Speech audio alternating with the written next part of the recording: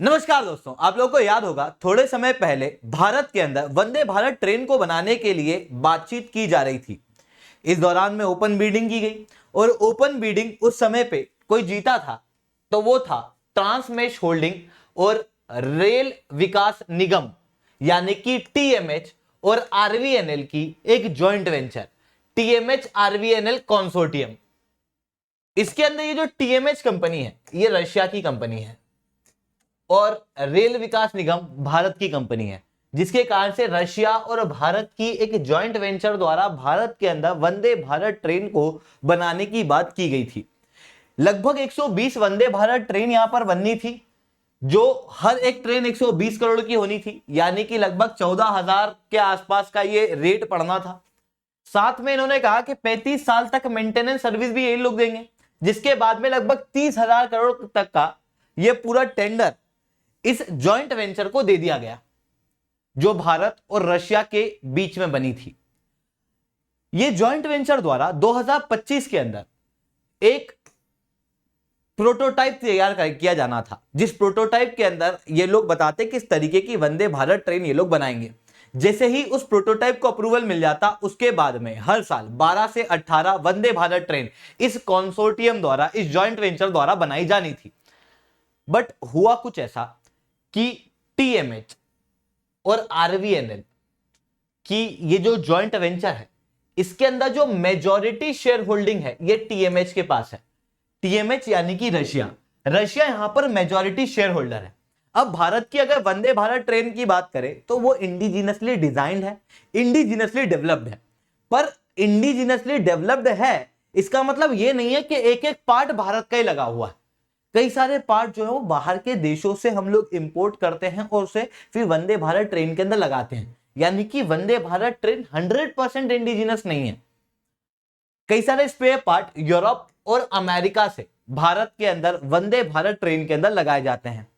अब मैंने बताया ये जो जॉइंट वेंचर है, जिसके अंदर मेजॉरिटी शेयर होल्डिंग रशिया की टीएमएच के पास में है, जब ये वेस्टर्न देशों के पास में जा रही है स्पेयर पार्ट लेने, तो वेस्टर्न देश मना कर रहे हैं, क्योंकि वेस्टर्न देशों ने रशिया की कंपनियों के ऊपर सैंक्शन लगाया हुआ है। इसी जॉइंट वेंचर के अंदर टीएमएच के अंदर मेट्रो वेगोनमाश करके एक कंपनी है। मेट्रो वेगोनमाश का काम था रोलिंग स्टॉक तैयार करना और स्पेयर पार्ट्स को लेके आना।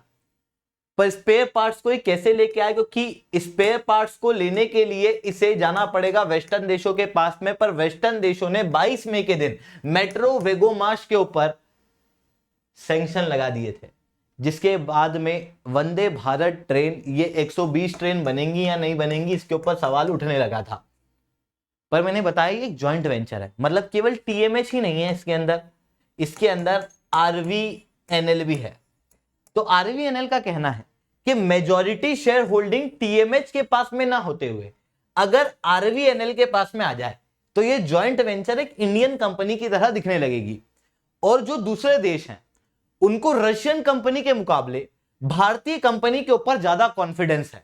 ऐसी कंडीशन के अंदर जो स्पेयर पार्ट्स हैं ये आसानी से इसे मिल पाएंगे, इस कंपनी को, जॉइंट वेंचर को मिल पाएंगे, और भारत के अंदर आसानी से वंदे भारत ट्रेन जो है बन पाएगी। बट टीएमएच इस प्रपोजल को नहीं मान रहा है। अब देखो, जब भी जॉइंट वेंचर बनती है और इतना बड़ा प्रोजेक्ट है, 30,000 करोड़ का प्रोजेक्ट है, ऐसी कंडीशन में दोनों को डाउट रहता है कहीं वाली कंपनी बाहर ना हो जाए। ऐसी कंडीशन के अंदर क्या होता है कि एक प्रोजेक्ट का अलग से खाता बनाया जाता है, उस खाते के अंदर गारंटी के रूप में दोनों कंपनियां पैसे डालती हैं। टीएमएच को यहां पर 200 करोड़ रुपए गारंटी के रूप में डालने थे, पर यहां पर ये डिस्प्यूट उभर के आ गया, जिसके कारण से टीएमएच ने अभी तक यहां पर 200 करोड़ रुपए नहीं डाले हैं। जिसके बाद में सवाल उठ रहा है कि क्या ये जॉइंट वेंचर टूट जाएगी, क्या वो 120 वंदे भारत ट्रेन बनेगी या नहीं बनेगी। हालांकि आरवीएनएल का कहना, यानी कि भारतीय कंपनी का कहना यही है कि हम लोग यहां पर जो भी सॉल्यूशन निकालेंगे वो नेगोशिएशन से निकालेंगे और सॉल्यूशन करके ही आगे बढ़ेंगे।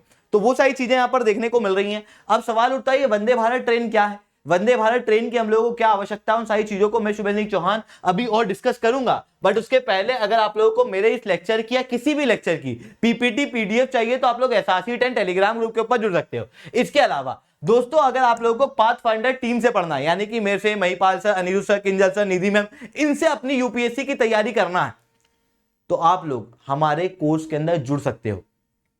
ये कोर्स लगभग 14,999 का है, जहां पर आपका कंप्लीट जीएस का पोर्शन इंक्लूडिंग सीसेट एथिक्स यहां पर करवाया जाएगा। GS1, GS2, GS3, GS4 ये भी यहां पर कराया जाएगा। इवन इसी टेस्ट के अंदर आपको टेस्ट सीरीज भी दी जाएगी जो बिल्कुल फ्री ऑफ कॉस्ट होगी। ब्यूरोक्रेट द्वारा 1-on-1 मेंटरशिप दी जाएगी और इंडिया के टॉप एजुकेटर आपको गाइड करेंगे, वो एजुकेटर जो कई सारे टॉपर दे चुके हैं। इस बार लगभग 333 से ज्यादा सिलेक्शन हमारे इंस्टीट्यूट से आपको देखने को मिले हैं। अब ये कोर्स आप कहोगे सर 14,999 का बहुत ज्यादा है, कोई बात नहीं, आप लोग मेरे से पढ़ते हो तो आप लोग SRC 10 कोड का यूज कर सकते हो। SRC 10 कोड का यूज करने के बाद में ये सब्सक्रिप्शन 14,999 का आपको 7,999 के अंदर पड़ जाएगा। SRC 10 कोड का यूज करने के बाद में आप लोगों को मेरे द्वारा 1-on-1 मेंटरशिप भी मिलेगी। तो जाओ सब्सक्राइब करो, SRC 10 कोड का प्रयोग करो। सबसे कम दाम में सबसे किफायती सब्सक्रिप्शन आपको मिल रहा है, जहां पर आपको पढ़ाई तो मिलेगी, टेस्ट सीरीज मिलेगी, ब्यूरोक्रेट द्वारा मेंटरशिप मिलेगी, प्री और मेंस की कंप्लीट जीएस की सीसेट की तैयारी आपको यहां पर कराई जाएगी। चलिए दोस्तों समझने की कोशिश करते हैं वंदे भारत ट्रेन है क्या। तो वंदे भारत ट्रेन एक्चुअली में इंडिजिनसली डिजाइन है और मैन्युफैक्चर्ड है, एक सेमी हाई स्पीड ट्रेन है जो कि सेल्फ प्रोपेल्ड देखने को मिलती है। सबसे पहली वंदे भारत ट्रेन भारत के अंदर इंटीग्रल कोच फैक्ट्री द्वारा बनाई गई थी। फैक्ट को थोड़ा याद रखना, प्रीलिम्स के अंदर इस तरीके के फैक्ट आजकल बैठने लगे हैं। इसकी मैक्सिमम स्पीड लगभग 160 किलोमीटर प्रति घंटे की देखने को मिलती है। इसके अलावा बात करें कि भारत के अंदर वंदे भारत ट्रेन को बनाने की जरूरत क्या पड़ी, तो देखो भारत के अंदर इतनी भी ट्रेन है वो काफी सारी पुरानी है।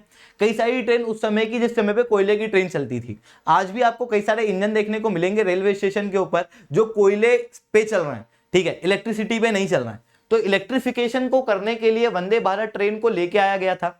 इसके अलावा भारत का रेलवे नेटवर्क एक बहुत बड़ा नेटवर्क है, कई सारे पैसेंजर जो है वो भारत के रेलवे नेटवर्क के ऊपर जुड़े हुए हैं। विश्व के अंदर सबसे बड़ा पैसेंजर नेटवर्क कोई सी ट्रेन क्रिएट करती है तो वो भारतीय रेलवे। विश्व के अंदर चौथा सबसे बड़ा ट्रेन का नेटवर्क कोई सा है तो वो भी भारतीय रेलवे।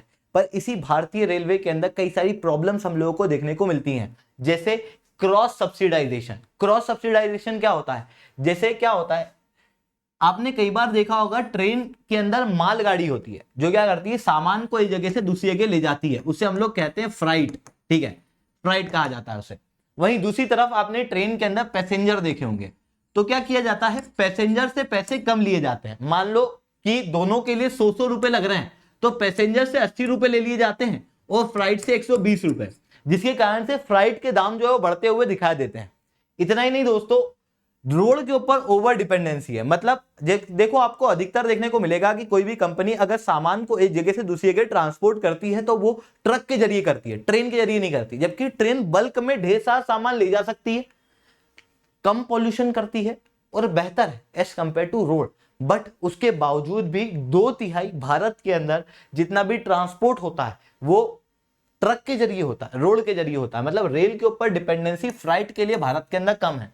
इसके अलावा ट्रेन का ऑपरेटिंग रेशियो, इंडियन रेलवे का ऑपरेटिंग रेशियो बहुत ज्यादा है, 98.4%। ऑपरेटिंग रेशियो क्या होता है, 100 रुपए कमाने में ट्रेन को कितना खर्चा करना पड़ता है, हमारे रेलवे डिपार्टमेंट को कितना खर्चा करना पड़ता है। मतलब 100 रुपए कमाते हैं उसमें से 98.4 रुपीज हम लोग खर्च कर देते हैं, केवल 1.6 रुपीज ही बच पाते हैं, वो भी सैलरी वगैरह के अंदर चले जाते हैं। मतलब वो प्रॉफिटेबल बिजनेस जो है वो कम दिखा देता है। तो उसको और प्रॉफिटेबल बिजनेस बनाना है तो इस कारण से ऑपरेटिंग रेशियो को कम करना है। तो ये चीजें हम लोगों को रेलवे के अंदर देखने को मिलती है। दोस्तों आज के लिए इतना ही रखते हैं। लेक्चर अच्छा लगा हो तो लाइक करना, लेक्चर बहुत अच्छा लगा तो SRC 10 कमेंट करना। अगर आप लोग हिंदी मीडियम के हो तो पुराना कोर्स जो मैंने आपको बताया था वो अग्निपथ बैच है, वो इंग्लिश मीडियम के लिए है। हिंदी मीडियम के लिए भी एक सेपरेट कोर्स क्रिएट किया जा रहा है बोध करके, जो कि 15 जुलाई से शुरू होगा। आप लोग इसके अंदर भी हम लोगों के साथ में ज्वाइन हो सकते हो। वही 900 से ज्यादा घंटे प्रीलिम्स, मेंस और इंटरव्यू की पूरी तैयारी, 40 प्रीलिम्स के और 10 मेंस के टेस्ट जो है वो आपको यहाँ पर मिलने वाले हैं।